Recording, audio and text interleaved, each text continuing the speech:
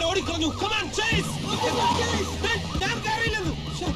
ഇനിയിപ്പോ എന്ത് ചെയ്യാൻ? ഭാഗ്യം ഒരു ഓട്ടോറിക്ഷ വരുന്നു. ആ ജീപ്പിനെ പിടി. ശരി സർ. എന്നെ കൂടെ കൊണ്ടുപോടാ. ഞാൻ ഒരു കാറ് വരുന്നു. രക്ഷപ്പെട്ട് ഇടതുകാല് ക്ലച്ചിൽ ചവിട്ടി വലതുകാല് ആക്സിലേറ്ററിൽ കൊടുത്ത് മെല്ലെ വിടുക. ഡ്രൈവിംഗ് സ്കൂളായിരുന്ന ഇത്ര വണ്ടി നിർത്താൻ. ചവിട്ടിപ്പോ ആക്സിലേറ്ററിലല്ല ബ്രേക്കിൽ.